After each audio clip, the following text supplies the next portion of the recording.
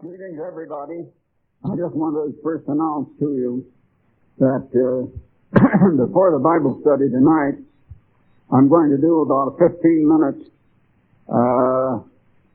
televised talk that will be shown on all the feast sites on the opening night. And it'll be quite brief.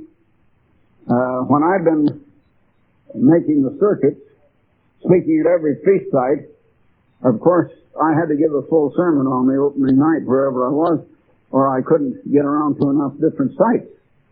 In the 8 days, I've been visiting as many as, I believe, 12 sites in the 8 days. And some cases I had to speak twice at 2 different feast sites the same day. And so I'll record this first, and then we'll have a Bible study. I'm a little disappointed that there's a few people out tonight. Someone told me they didn't know I would be here. And that is very discouraging and very disheartening. I tell you, brethren, I'm going to write an article on the purpose of the church. I don't think many of our people know it. Or else, most of our people just want to finally become ashes under the soles of the feet of the few of us someday in the lake of fire.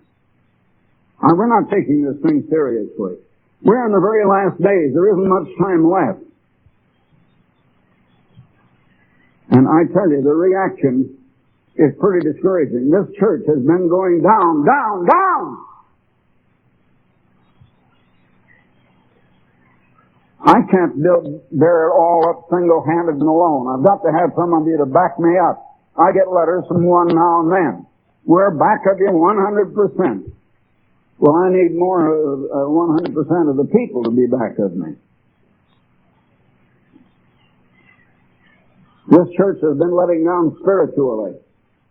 We're told to not forsake the assembling of ourselves together, and so much the more as we see the day approaching.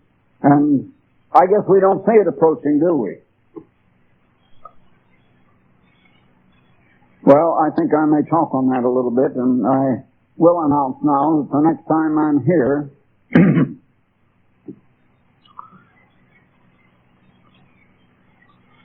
I can't tell you now, it'll be next Friday night or not, but the next time I'm here, I'm going to get back to prophecy. Where are we now in prophecy? I understand that our ministers are not, as far as I know, not any of them, have been preaching on prophecy for the last 2 years. It seems like we've all got discouraged. Maybe we didn't understand the prophecies. Maybe they're not being fulfilled. Maybe they're not working out. Well, I'll explain that. It's a lot later than you think. But God has been holding up things. You ever read in the 7th chapter of Revelation, how when we get to the place that we haven't reached yet, that'll be after the Great Tribulation, and after God sends these terrific, mind-shattering, almost signs in the heavens, and the stars, the sun, and the moon, to sort of shock this world into realizing that there is a God after all, and He's beginning to intervene. And instead of the things going right on that are scheduled to go at that time, and the last plague, and the second coming of Christ, God sends an angel and says, wait a minute, hold up. I've still got something else that we got to hold up until it gets done. Do you know that that's what happened after 1972, and God has held things up until this job gets done? And so we get discouraged and we decide, well, my Lord delays is coming. Maybe He's not going to come at all. Now, what I'm saying is for the empty seats that are not filled. Obviously, it's not for you people who are here, and it's just too bad that the ones who need it aren't here to hear it.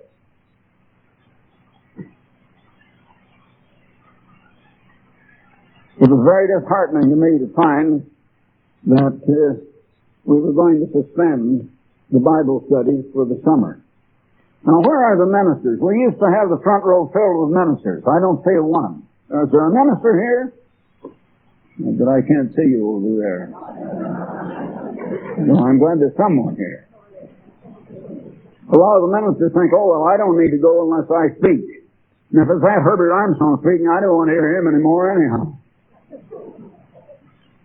I don't know whether that's what you think or not.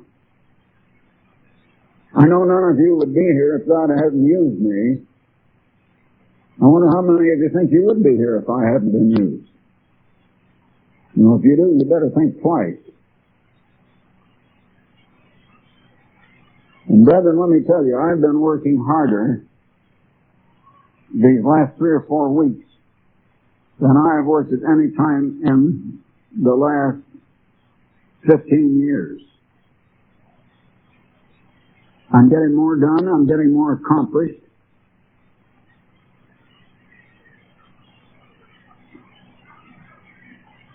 And it's pretty hard to go against everything that everybody just lays down and does nothing. We need to wake up, I tell you, but if you don't wake up, I can't do it for you. Just God have mercy on your soul if you don't. That's all I can say. And some of you are going to need it. Well, now I want to get my voice down a little bit, if I can, for this. Because you will hear this again on the television screen, the opening night of the feast, wherever you are. And I might mention now, before I start, that I am planning, tentatively, if God is willing, to be at the site they tell me is the largest of the feast sites at St. Petersburg, Florida, for the opening night and for the first holy days. And they probably will have to hear this a day or so later, or else not hear it at all, because I will be there in person on that opening night. And I won't say much more than I'm saying here, because I'm not going to preach the whole sermon on that. Now, I believe it's a Sunday night. I'll have to check that with the calendar again. But, and then preach the whole sermon the next day. But, naturally, I'm not making any effort to cover all of the feast sites in the United States and Canada again this year, as I have done at least one feast site in Canada several years, up until last year. And last year I was just starting to recover from complete heart failure, and I wasn't able to attend the feast at all. But God has brought me back, and I'm here, and well, I tell you, the day is coming, and Christ needs the church all prepared and ready. And I think we're a long ways from that. I don't know how to wake you people up. I frankly don't. I just sort of give up.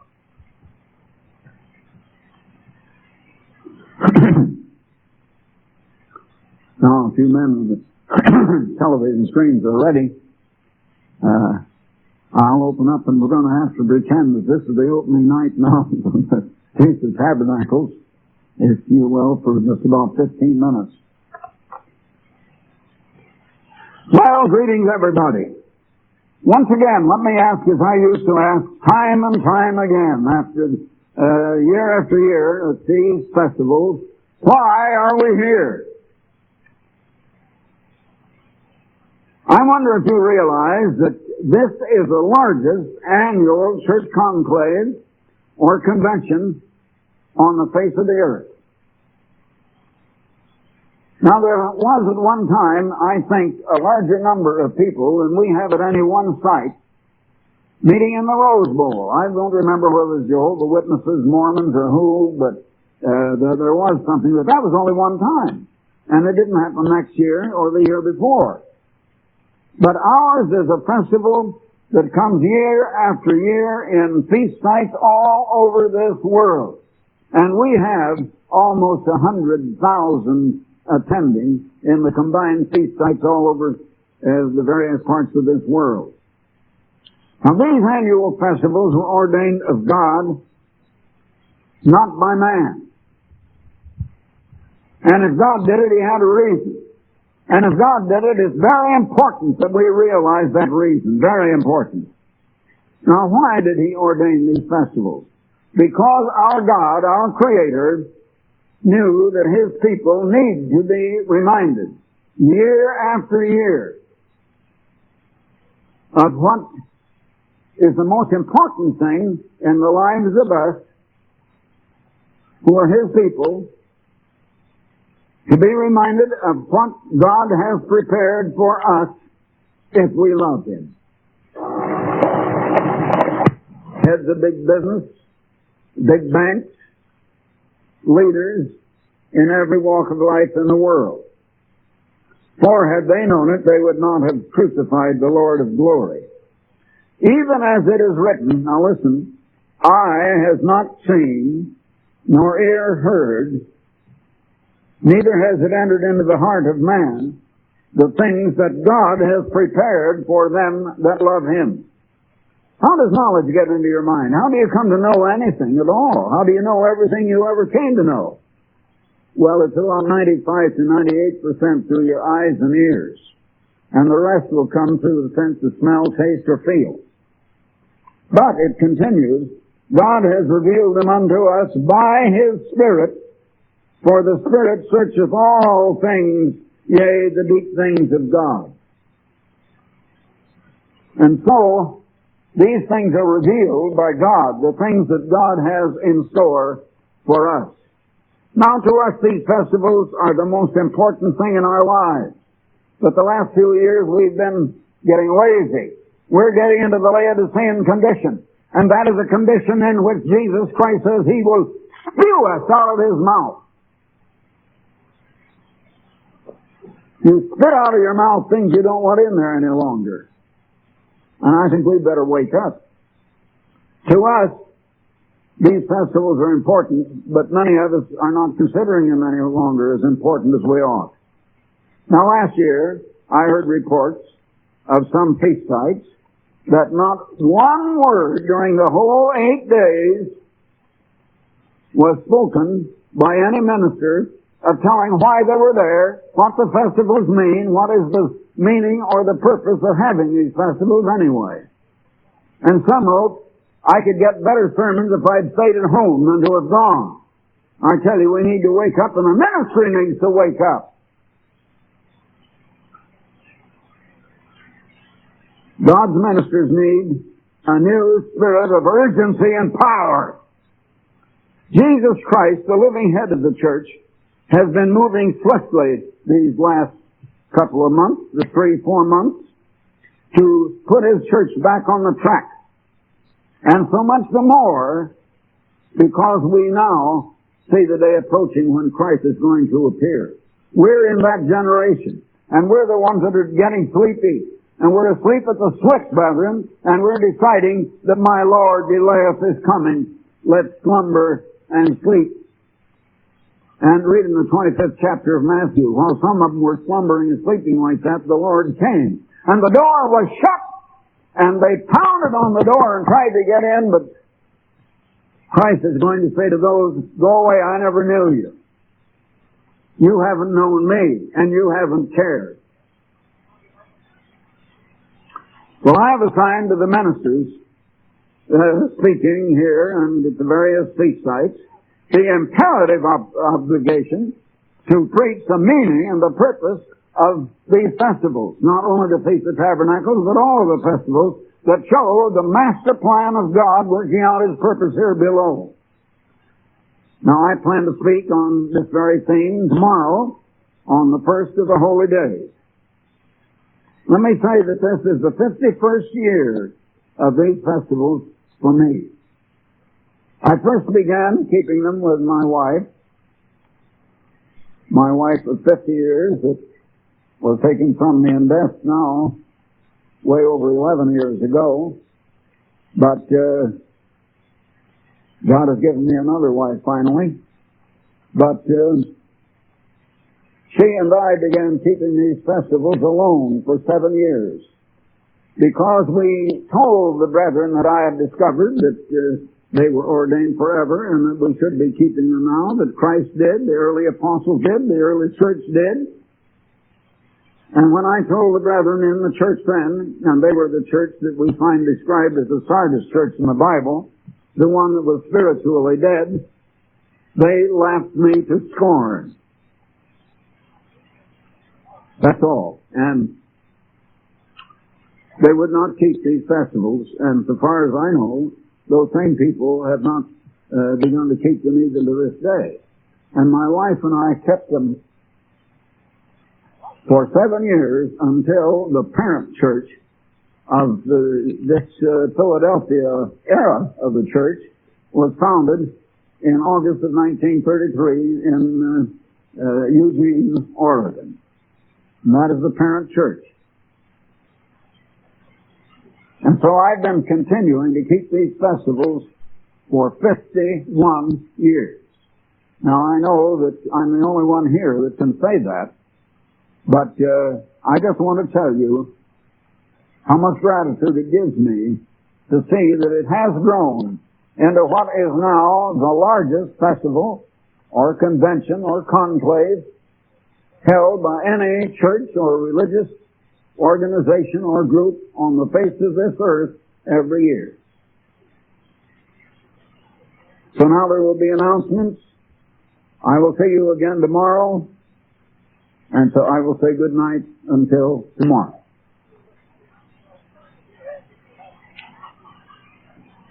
Now, maybe we can get back to what I thought I would bring you tonight as a Bible study.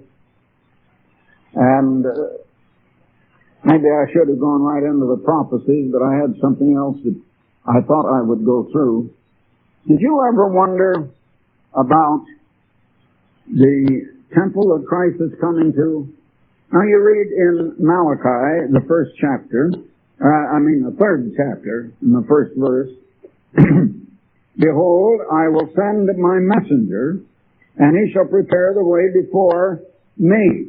Now that messenger was a human messenger, and for Christ's first coming, you'll read in the first chapter of Mark, and beginning with verses 1, 2, and 3, and along in there, that it was John the Baptist preparing the way for the first coming. And the Lord, whom you seek, which is Jesus Christ, shall suddenly come to his temple. Well, what about that? Where is that temple? Now, I remember we were discussing that over at Bricket Wood some 10 years ago. And we said, well, is there any indication that the Jews are going to build a temple? And there was a rumor that maybe the Jews, when they took Jerusalem in the 6-Day War, and that was back, in fact, that was just after my wife died in the year 1967, and the Israelis took over the old city of Jerusalem. And Jerusalem, you know, like the city of Berlin, had been a divided city up to that time. And many of us wondered at that time if the Jews were going to demolish the Dome of the Rock, which is the large Muslim temple there, and build a temple to which Christ would come. But I don't know why we didn't understand. It's very, very plain in the Bible about that temple. And I thought maybe it would be good if I would explain that to you tonight. Now, these books in the Old Testament are not so-called Old Testament stuff. They were written for us. I'm going out of the book of Haggai. What I just read was in the last book in the New Testament, in Malachi. But these books were written at a time when both Israel and Judah were in captivity, and the only people of Jerusalem was that small contingent, comparatively small, of the Jews who had been sent back 70 years after the destruction of the temple, which means about, let me see, that would be right around 475 BC, to build the second temple. And so, as a matter of fact, this book of Haggai talks about the building of that second temple. As it starts out, you may think this is just some old history. Oh, no, it isn't. This is a prophecy for now. So, let's listen. In the second year, this is Haggai, it's about the second or third of the last book in the Old Testament. In the second year of Darius the king, and this was the Medo-Persian Empire now, in the 6th month, in the first day of the month, came the word of the Eternal to Haggai the prophet, unto Zerubbabel, the son of Shealtiel. Now Zerubbabel was the governor of Judah, and to Joshua, who was the high priest and the son of Josedek, saying, Thus speaketh the Eternal of hosts, saying, His people say, the time is not come, the time that the Lord's house should be built. You know that that's a prophecy for today, and that that's what we're saying today, and when you see what the Lord's house is, you will see that what I've been saying to you up to now is absolutely true. Then came the word of the Eternal by Haggai the prophet, saying, Is it time for you, O ye, to dwell in your sealed houses, and this house lie waste? The temple, they were sent there to build the second temple of God. And that's the one that was still there extant at the time that Jesus Christ came. Only the Roman King Herod, who was king over that part of the Roman Empire, occupied by the Jews at that time, had added some to it and enlarged it somewhat. But it was the same temple. Is it time for you, O ye, to dwell in your sealed houses, and this house lie waste? Many of us are more concerned about the houses in which we live than the house of God that I'm going to show you about.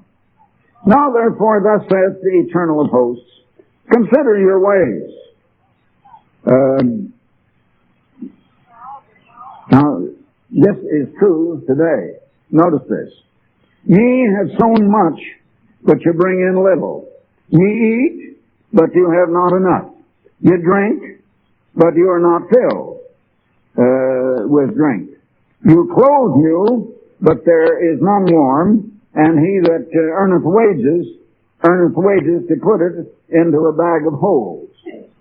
Do you recognize that as being true today? And inflation is going up and the value of the dollar is going down. Now there was supposed to be a postal strike today. It's been postponed a day or two. And we have taken precautions that if that goes into effect, our Gulfstream 2 airplane will go around and pick up the tithe money of the people at various places. Local churches will have someone take it by automobile to each of these places. And we'll have our own postal service if they're going to strike. And God has provided us with a way to do it. And where there's a will, there is a way, brethren. The only thing is, I think we lack a lot of that will. Now continue verse 7. Thus saith the Lord, or the Eternal of hosts, consider your ways. Go up to the mountain and bring wood and build the house, and I will take pleasure in it, and I will be glorified, saith the Eternal. Now he's talking here literally about the second temple that was built at that time, as I say, about 475 years before Christ. You look for much, and lo, it came to little. And when you brought it home, I did blow upon it. Why, saith the Eternal of hosts? Because of mine house that is waste, and ye run everyone to his own house. Now you're going to see pretty soon that the house you're speaking of is the church of God. And the work of the church of getting this gospel out. And we're growing weary, and we don't want to work on building this temple, this church, which is the temple. Therefore, the heaven over you is stayed from dew, and the earth is stayed from her fruit. God sends the rain on the just and the unjust alike, and God can control the weather. Now, I don't mean that He always does every little bit of the change in the weather. God has set laws in motion that pretty much work automatically and all of that. But God has sent lightning to strike certain ones dead that I guess are better off than they were to go on living.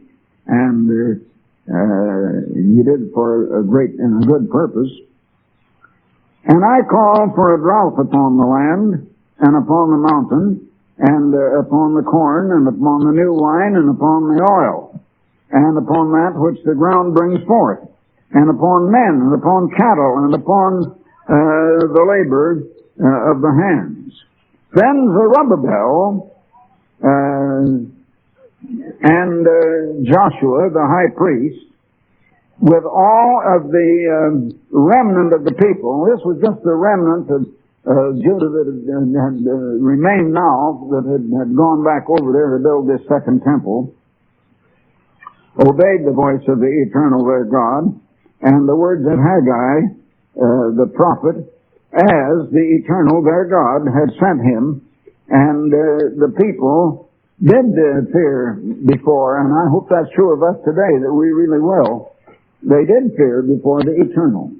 Then spake Haggai, the eternal's messenger, in the Lord's message unto the people, saying, I am with you, says the eternal. Look, brethren, if we are only with Him, let me tell you, the living Christ is with us. We've noticed attacks in the public press. Not only our two newspapers here in Los Angeles and Pasadena, but in Time magazine and other magazines all over the world. There's been a lot about us in the daily newspapers in London, England. And people read about us all over. But let me tell you, whenever something like that happens, I don't worry about it, but I do go to the throne of grace. I do go to my knees and go to Jesus Christ, the living head of this church. And He has delivered us every time. And He will. But we've got to believe that He is living, that He is here. While I'm thinking about it, let me tell you something else that has come to my mind. I'm going to have to write something, get it into the good news on this line, and try to get it to the whole church as soon as I can. There are too many people that are wondering, well, now, who's going to take over if Mr. Armstrong dies? I'm supposed to die right away. Because, of course, a lot of people do die before they're as old as I am now. But whether or not I die is going to depend on whether the living Christ lets me or whether He keeps me alive. And maybe we'll see something about that before we get through right here. But someone says, well, have I appointed someone to follow and take my place? The answer is no! That is not my place to do. I have no authority to do any such thing. You know, it's a great deal like the woman who was the mother of two of Christ's apostles, and she came to Jesus. She said, well, Lord, when you come into your kingdom, I want to make a request. Please let one of my sons be on your right hand and the other on your left hand when you come in your kingdom. He says, Madam, you don't know what you're talking about. That is not mine to decide. I have nothing to say about it. My Father only. God the Father will decide who will be on my right hand and my left. I can't do it. That's out of my hands. And let me tell you, the head of this church is alive. Do you believe it? Jesus Christ. Do we believe He lives? Do we believe He's on the job? Do we believe if I need correction that He is able to see it and give it? Well, let me tell you, I believe it. I believe it through and through. And I fear it. I tremble at it. If anything should happen to me, and alone happen if God allows it. God can keep me alive as long as that is necessary. And He will, as long as He feels it's necessary. And I don't think He's going to take me from this work until this job is finished. But if He should, if I should be wrong about that, can you trust the living Christ to provide the man that will take over? If you'd asked me to choose, I couldn't do it. I wouldn't know who to choose right now. And I have no authority to do it. This is going to be a test of your faith. Or do you want to take it in your own hands and know who's going to be someone you can know in advance, someone you can approve, someone you can vote for? Oh, sometimes I say shame on us. Let's wake up. Now let's see. See if I can find my place here.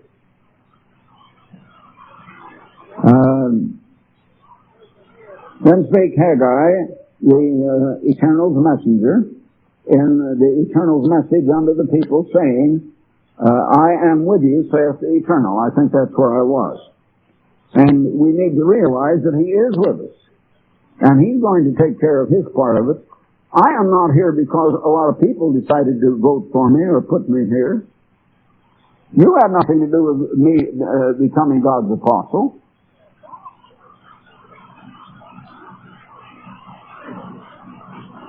Someone says to me, well, Mr. Armstrong, how do you know you're God's apostle? Did Christ appear to you? Did He speak to you? Did He say, now, Herbert Armstrong, I make you my apostle? I answer, no. Did you know back in 1933 when this era of the church was started that you were God's apostle, that you would be? No, I didn't. Did you know how big or how great this work was going to be? No, I didn't. I just knew that God had called me, He was using me, and I would go as far as He wanted me to go, no further and no less. Whatever that is, if it meant the whole world, I knew I would be able to do it.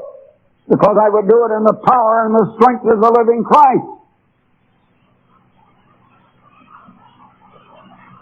So then how do I know today? Well, I will answer just as Jesus Christ answered when the messengers of John the Baptist came to Him and said, well, John wants to know, are you really the Messiah that was to come? Jesus didn't say yes or no.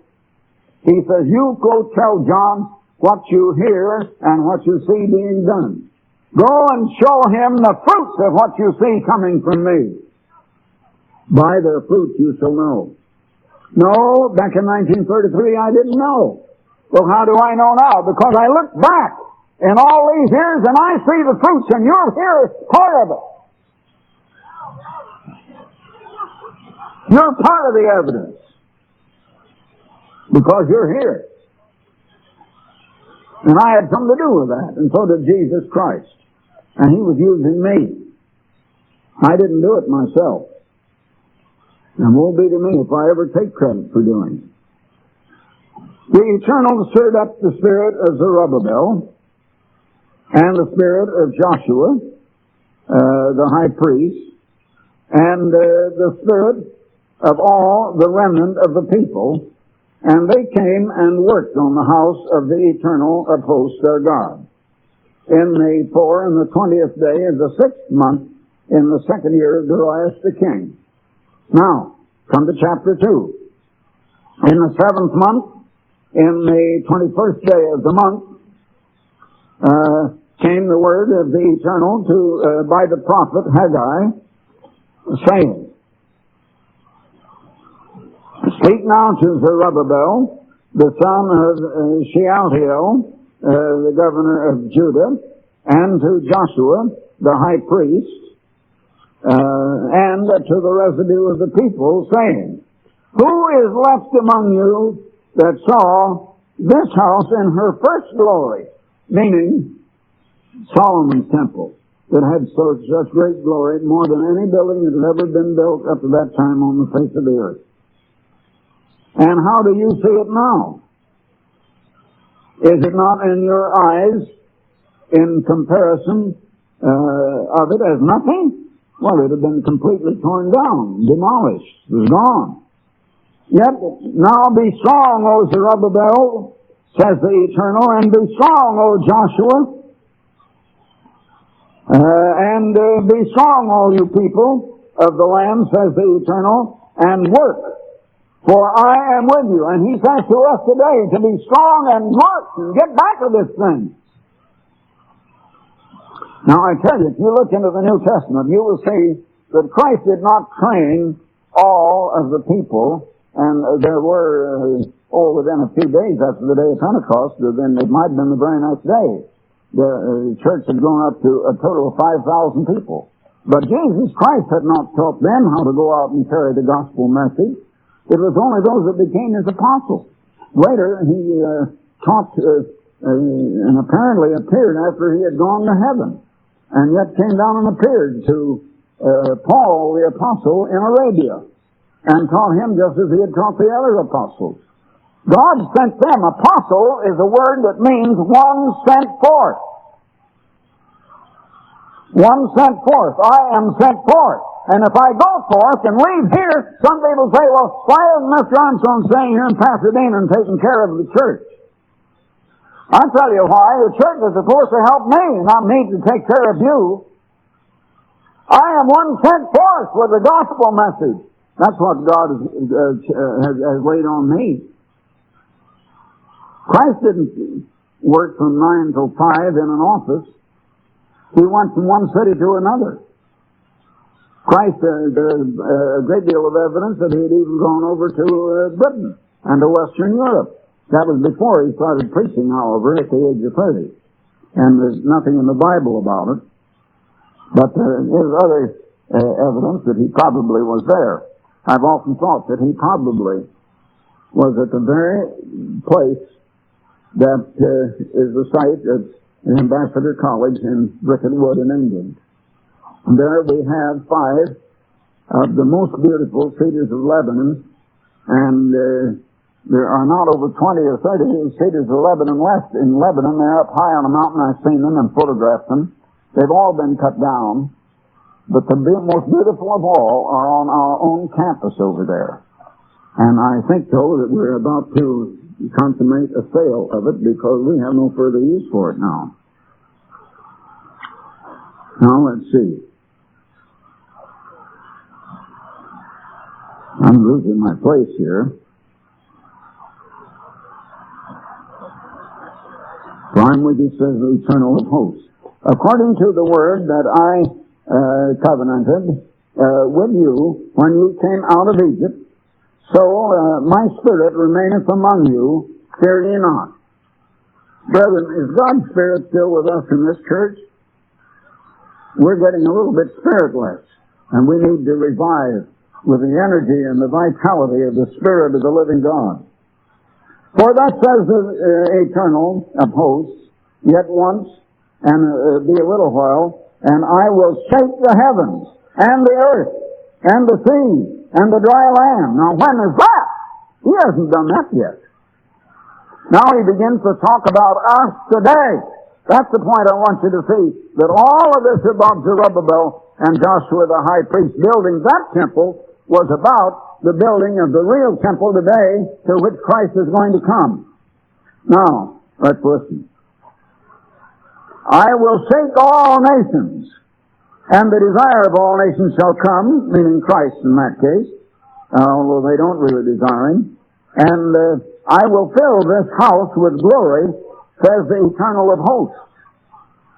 Now, I don't think that he ever did in that sense that is intended here fill that second temple with glory. But now he's talking about a different temple. That was only a type of it, typical of it, a forerunner of it. Now he carries on and says the silver is mine and the gold is mine, says the Eternal of hosts. The glory of this latter house shall be greater than of the former. The glory of that second temple never remotely compared to the glory of Solomon's temple, and yet he's talking about a temple that will be far greater in glory than Solomon's temple. He's talking about the temple to which Christ is coming now in our time, in our living generation. Now, keep your ears and your mind open, brethren. You're going to hear something here. And in this place will I give peace, says the Eternal of hosts. There's no peace on earth yet. You see, it's coming when this happens. And in the 20th day of the 9th month, in the 2nd year of Darius, came the word of the Eternal by Haggai the prophet, saying, Thus says the Eternal of hosts, ask now the priests concerning the law, saying, If one bear holy flesh in the skirt of a garment, and with his skirt do touch bread, or potage, or wine, or oil, or any food, shall it be holy? And the priest answered him and said, No. Then said Haggai, If one that is unclean by a dead body touch any of these, shall it be unclean? And the priests answered and said, It shall be unclean. Then answered Haggai and said, So is this people, and so is this nation before me, says the Eternal. He's talking now about our nation today, and he's talking about our church today, and I'm going to prove it to you. And so is every work of their hands, and that which they offer there is unclean. And we better take heed.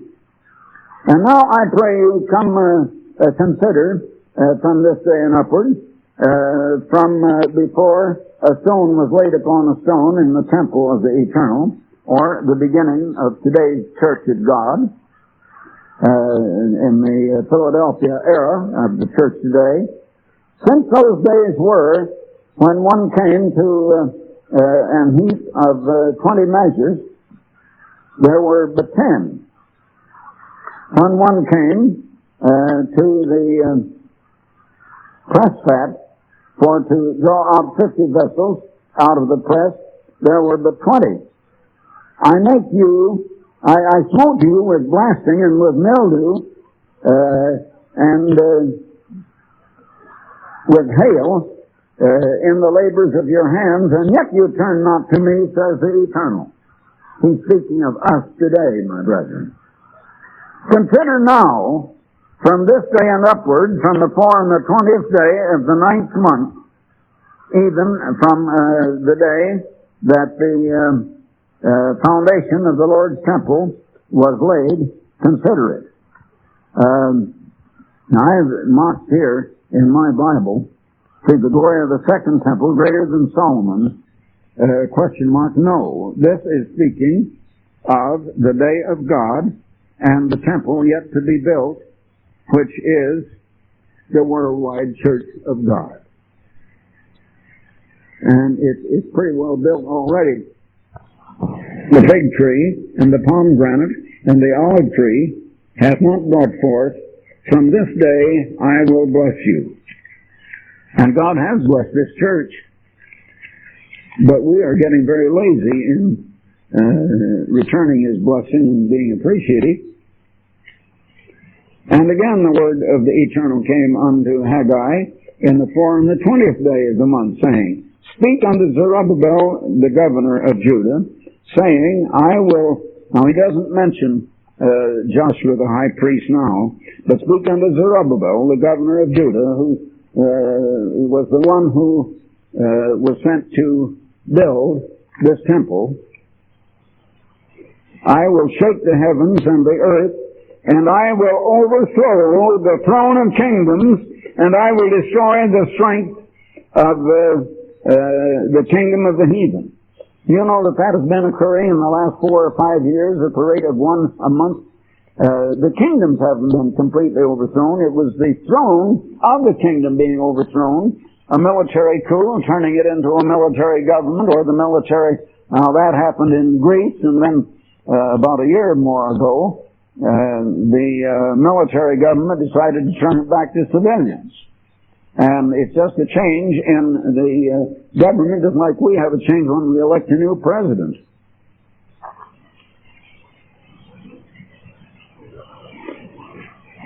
It's talking about a time when he would overthrow the kingdoms of the throne of kingdoms or governments all around the earth. And that never happened until now. He's speaking of today. And I will overthrow the chariots, and those that ride in them, and the horses and their riders shall come down, every one by the sword of his brother. In that day, says the Eternal of hosts, will I take thee, O Zerubbabel, my servant. And it's talking about today and not that day. Zerubbabel was only, as I say, a type. Says the Eternal, and will make thee as a signet, for I have chosen thee, says the Eternal of hosts. Now, that is the entire book of Haggai, which consists of only the 2 chapters.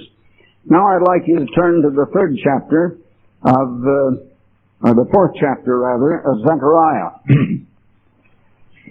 And the angel that talked with me, now this is the Zechariah the prophet's book, and the angel that talked with me came again and waked me as a man that is waked out of his sleep. And he said to me, and we need to wake up, brethren, he said to me, what seest thou? And I said, I have looked, and behold a candlestick, all of gold, with a bowl upon the top of it, and his 7 lamps therein, and 7 pipes to the 7 lamps, which are upon the top thereof. Now, a candlestick, you'll find in Revelation, the 1st chapter, is symbolically referring to the church. And 2 olive trees by it, one upon the right and side of the bowl, and the other upon the left thereof. So I answered and spake to the angel that talked with me, saying, what are these, my Lord? And the angel that talked with me answered and said unto me, knowest thou what these are and what these be? And I said, no, my Lord. Then he answered and spake unto me, saying, this is the word of the Eternal unto Zerubbabel, saying, not by might, nor by power, but by my Spirit, saith the Eternal of hosts. This building is being built by the Spirit of God, not by might and power, not by brick and mortar and wood and plaster and other physical materials, but by the Spirit of God. Who art thou, O great mountain, before Zerubbabel? Thou shalt become a plain, and he shall bring forth the headstone thereof with shouting, saying, grace unto it, which is Christ, of course. Speaking about Christ coming and bringing forth Christ in our generation. Moreover, the word of the Eternal came unto me, saying, the hands of Zerubbabel have laid the foundation of this house. What house is he talking about? The one to whom Christ is coming. His hands shall also finish it. And thou shalt know that the Eternal of hosts has sent me unto you. I have taken great courage in reading that more than once. Maybe you can understand why.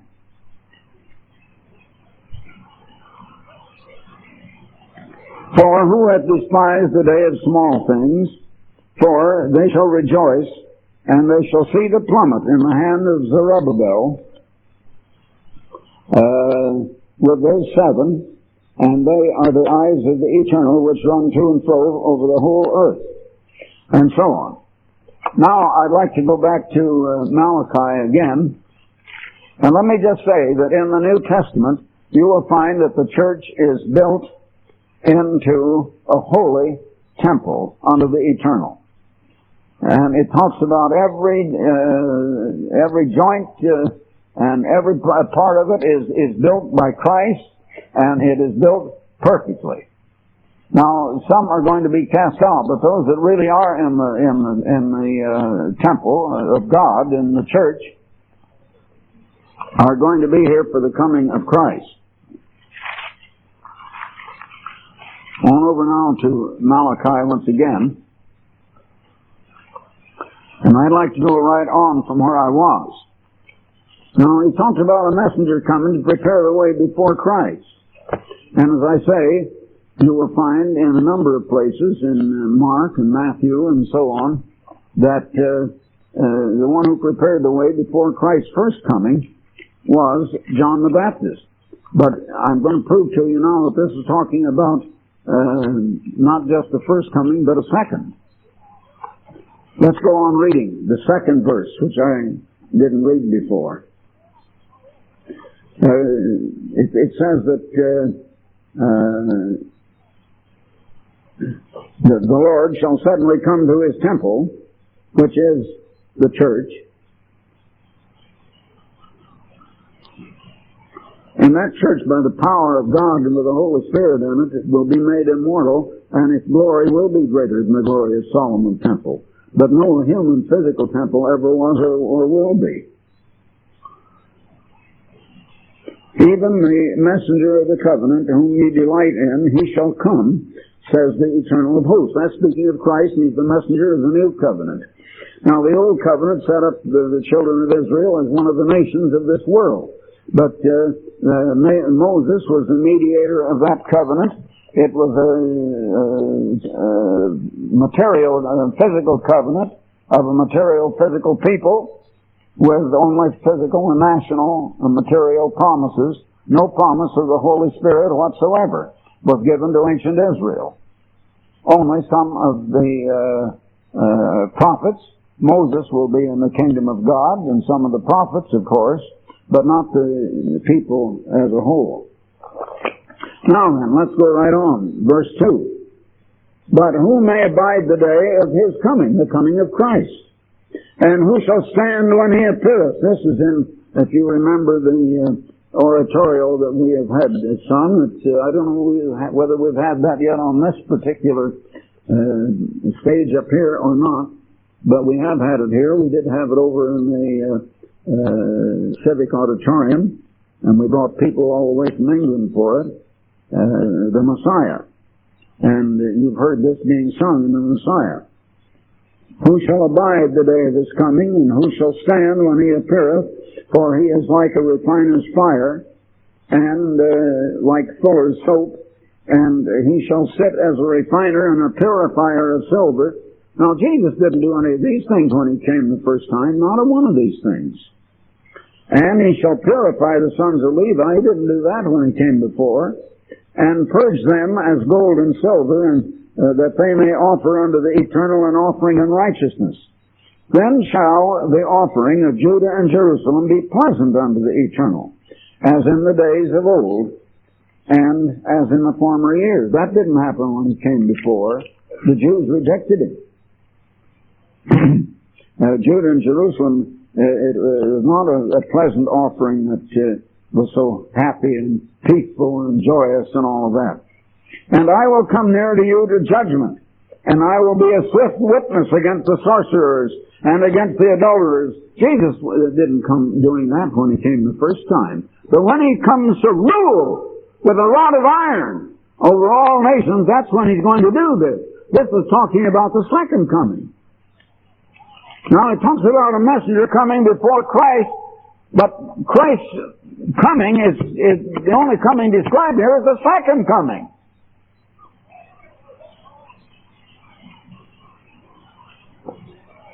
Do you think if he had John the Baptist preparing the way before the first coming of Christ, he wouldn't have someone preparing the way before his second coming?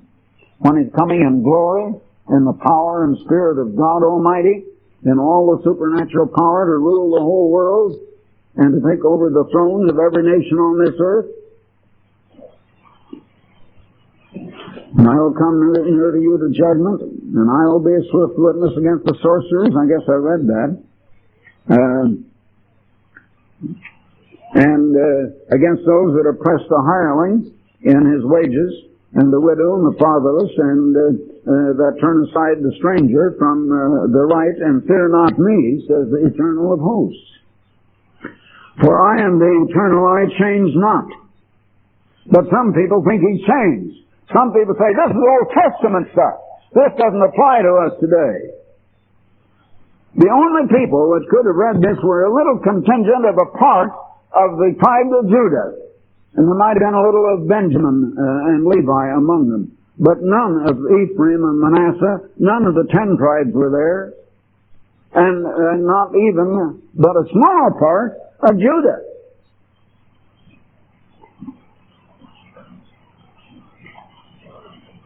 And I will turn aside the stranger from the right. And that fear not me, says the Eternal of hosts. For I am the Eternal, I change not. Some people think he does change. Therefore, ye sons of Jacob are not consumed. For from the days of your fathers you are gone away from mine ordinances. This is talking of us today. It's talking of the coming just before the second coming of Christ. This is a prophecy. It's not a case of some old ancient history. We need to see what the prophecy is all about here. Even from the days of your fathers, ye are gone away from mine ordinances, and have not kept them. Return unto me, and I will return unto you, says the Eternal of hosts. But you've said, whereunto shall we return? Yeah, we don't know where we've gotten away from God. Well, let me tell you, we have in more ways than one in this church. But he comes to this one thing. Well, a man robbed God. That is not Old Testament stuff. That's for us today.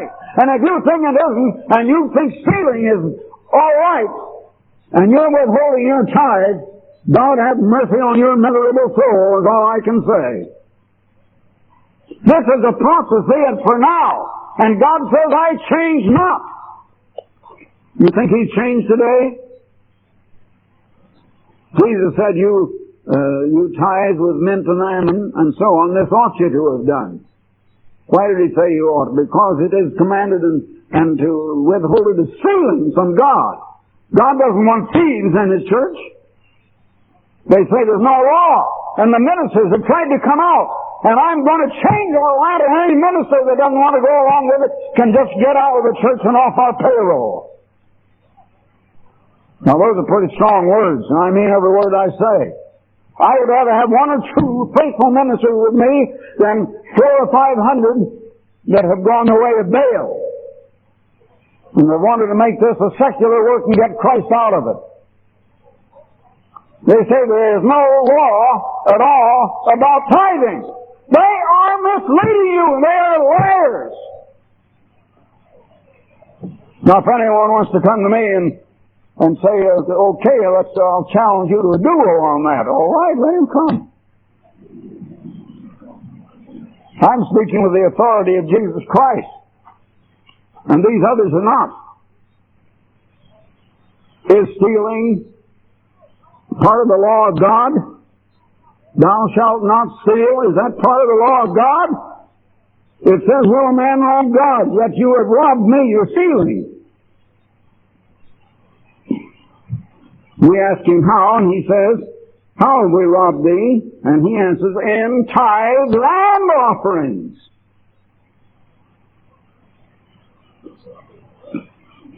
You're cursed with a curse.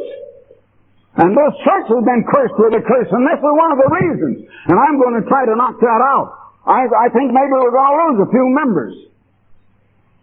And you know, if you've got a crate of apples and 1 or 2 of them becomes rotten, they're going to rot the ones next to them. And that'll keep on. If you don't get them out of there, they'll rot the whole crate. Now, if we've got any rotten apples among us, I tell you, the quicker we get rid of them, the better, brethren.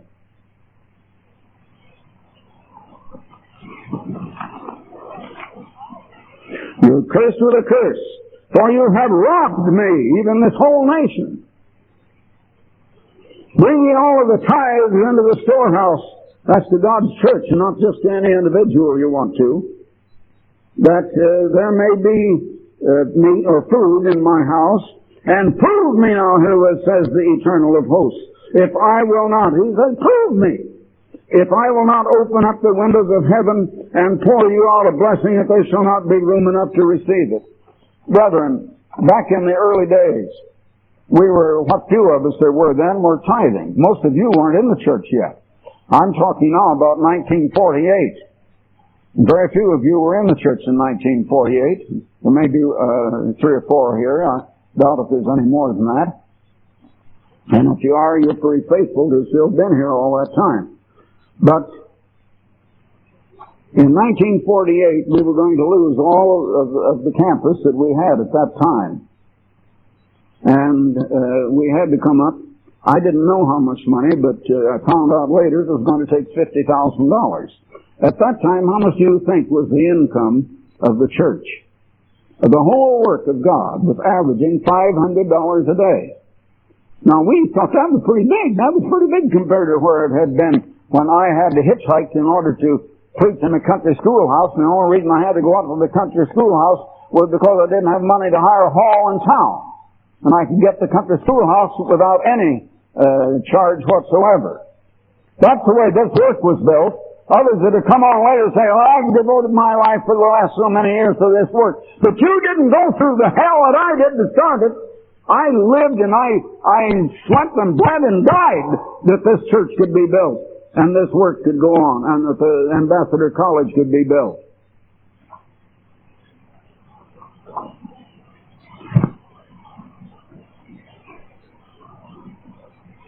And we were going to have to turn a lease and option on what is now just a library building into a sale, and there had to be back taxes and back property tax and insurance to be paid. And what I didn't know is that the man we were purchasing it from had also borrowed about $17,000 or $18,000 that he was delinquent on, and he had not paid. And he couldn't turn it over to us until that was paid, and we had to have enough money to pay him that much before we could even get the property. I had done everything I knew how. I had sent letters telling people of the situation. The money didn't come. I had gone, and this was before Mr. Rader's time, when we had Bolivar O'Rear, who had been for some 10 years an attorney in the Internal Revenue Department at Washington, D.C. And Mr. O'Rear died a good many years ago now. But he was our attorney at the time. And he and I went to Washington and to a lawyer friend of his that he thought was a specialist in this kind of thing and could help us raise the money. We tried every way we could, and the money didn't come. Then I got on my knees and I asked the mother, let's fast and pray and let's take it to the Lord Jesus Christ. And we did. And you know that about Thanksgiving time, I had to have this by about the 15th of December. And about Thanksgiving time, lo and behold, one day, instead of the $500, was it $2,000 or $3,000? I believe it was $3,000 came in. I've got to go back. I've printed this before. Some of you may remember it better than I do. I believe it was $3,000. Anyhow, the next day, to our amazement, $3,000 came in, and we couldn't account for it. But we had fasted and prayed, and we had put it up to Christ. And that kept up for over 10 days until we had over $50,000 on hand. I finally came to find out that we had to have more money than I dreamed of, but Christ had answered and had sent every bit of it. I know, I've been through this. I've seen the answers to prayer. I know that Christ is living. I know that He hears us when we pray. And some of you have never had that experience. It's time that some of you get it. Get down on your knees and wear them out. I'll buy you a new pair of stockings or trousers or whatever if you wear them out. And some of you may need it. But this church is cursed with a curse if we don't tithe.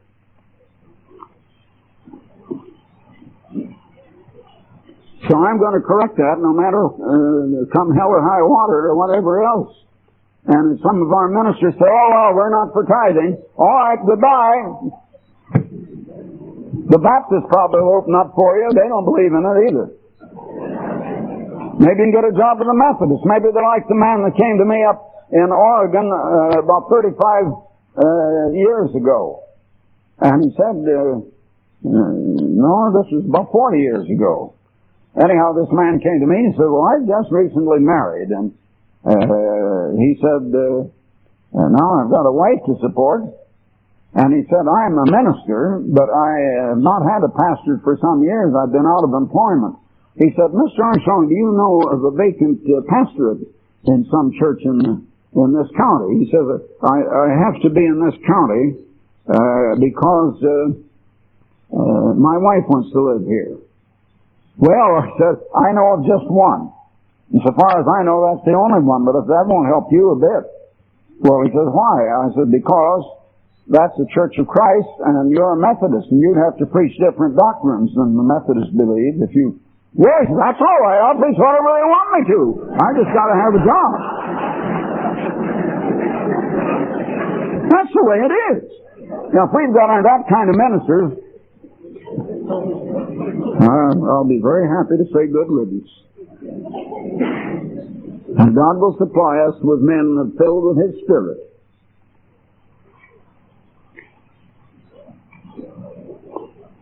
Well, and He goes on to show the blessings He'll pour out then if we do obey Him and we trust Him.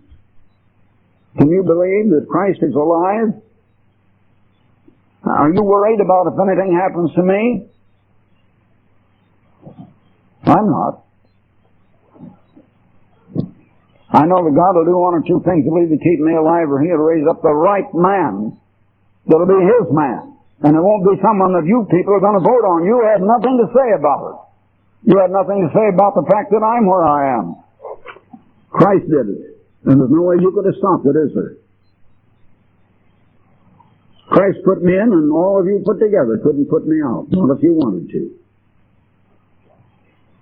Some have said the church would desert me in the last 3 or 4 months of some of the actions that Christ has led me to take. The church is 100% solid. Believe you me, brethren. The church is solid. And we're not divided any longer. Up until 2 or 3 months ago, for the last 10 years, this church has been divided. And people said, well, who's in charge around here?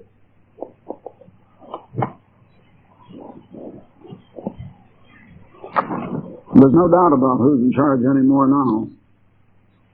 Then they tried to say this thing that I was old and imbecilic and that I had become senile in my mind. And even one of our main, who used to be one of our main ministers, and I am just shocked that I heard this on a tape and heard his sermon that was preached in one of our other auditoriums, but not this one, of saying when he was changing a doctrine that I have taught all these years, and which is true, and I'll challenge him if he wants a debate on it.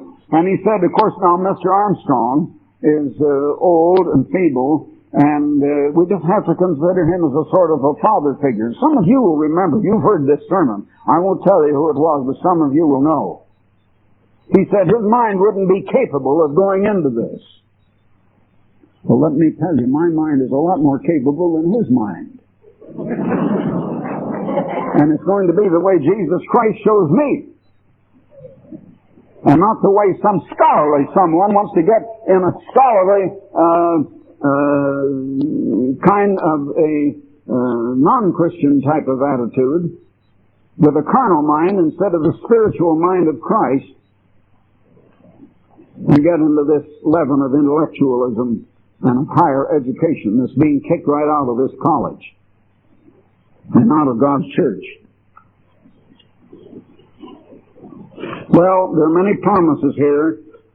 Let's prove God. He says, prove Him if He won't do this. I've been proving Him, and He's taken care of me all these years. So, I think that I'd like to go on and read all the rest of that in the 4th chapter, but I think we've taken up enough time tonight. And I will tell you that 2 weeks ago when I spoke here, I'd had a very busy day all day. I'd been in the office. I had conference after conference with so many different ones, and some of it a little more strenuous than others. And then I finally had to work out something to say for the Bible study that night. And I tell you, when I got home that night after the Bible study, my blood pressure was down to an alarming place. It was really alarming. And my life was in danger. But I was just exhausted. I was tired. I had been overreaching and going a little faster, and I haven't regained full physical strength yet. Let me say I've regained about 80% of it, but my mind is 100%. My mind is better today than it was 20 and 30 and even 40 years ago. It is actually better. And you be the judge by what you're hearing and what you are reading and what you are seeing. I've been turning out more articles and more books, and there's a big book ready to go to press now that'll be on a book sold in bookstores all over the United States. The first time I've ever been willing to do that. But there is a great audience of people that will not ever read the plain truth, will not reply from any of our broadcasts or telecasts, are not going to be reached by us now. But they do go into bookstores and buy books. And if it's offered free, they won't take it. They want to pay for it.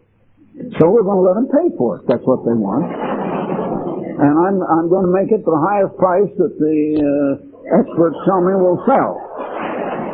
Now, I'm not going to make it $50 a copy because it wouldn't sell enough. But it'll probably be in the neighborhood of,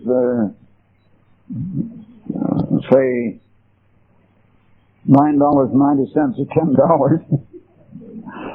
If a thing is $10, in this day and age, the businessmen always have to cut it down to about $9.90 and $9.99. Sounds less.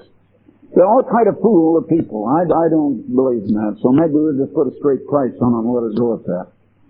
But I turned most of that copy over today. I still have to write 1 or 2 chapters, but that will be done within the next 2 or 3 days. And I will tell you this. I consider that it is the most important book, the most important writing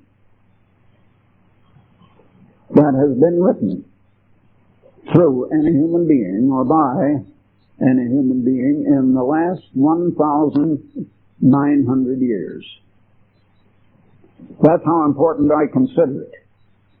Now, it has already appeared, most of it, in the Plain Truth of 2 years or more ago in the tabloid edition, but I doubt if you read it.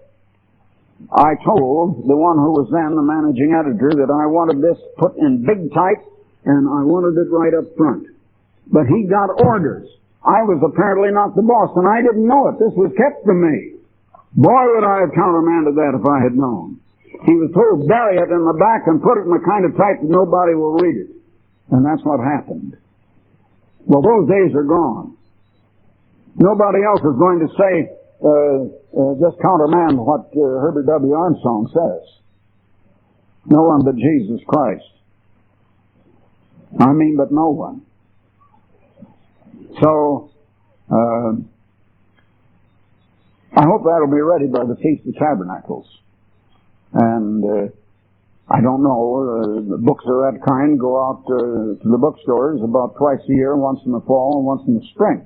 And we're hoping that if I don't extend myself too far, that we'll have it ready for the fall. But anyway, I don't overextend myself now tonight. And I'm going to rest you and let you go home and get some rest. Now, tomorrow afternoon, I expect to speak with the cameras. As you see, they're all here. And it will be the message that I will not have a message for you people tomorrow, but you can sit in on it. It will be the message that will be televised and sent to every feast site in the world. I can't appear at all of the feast sites from the United States and Canada this year, as I've done in past years, but I will appear at every feast site on the screen, and it'll be shown on 16 millimeter film on good sized screens like the big one that we have up here when they let it down under the curtains, in every feast site all over the world. Not just the United States, but Australia, South Africa, South America, New Zealand, everywhere. And I will be doing that now tomorrow. And I still have to prepare that tomorrow. before tomorrow night, so I always have something to do. Well, I'm working harder now than I worked 10 years, 15 years ago, even 20 years ago, and I'm having to come back and do it. God will give me the strength and the energy and the vitality. But will you let Him give you the strength and energy and vitality you need for your part, brother? The apostle is the one sent, not you. You were to that. And you will find in the New Testament the church didn't go out. The apostles went out. Then there was one who had the Holy Spirit and had been a deacon who went out preaching, and that was Philip. And God blessed him because he had been with the apostles, but he then became a minister and became an evangelist. But the people as a whole were just back of those sent. An apostle is a word that means one sent forth with Christ's message. And I just look back at the fruits of the last 51 years, and I know by the same way that John the Baptist knew whether Christ was the real Messiah or not. I know. Because by the fruit you know. And that's how I know. Now have a good night's sleep, and I think I'm not as badly worn out as I was 2 weeks ago tonight, and I hope I'll have a good night's sleep, and I'll see you tomorrow afternoon.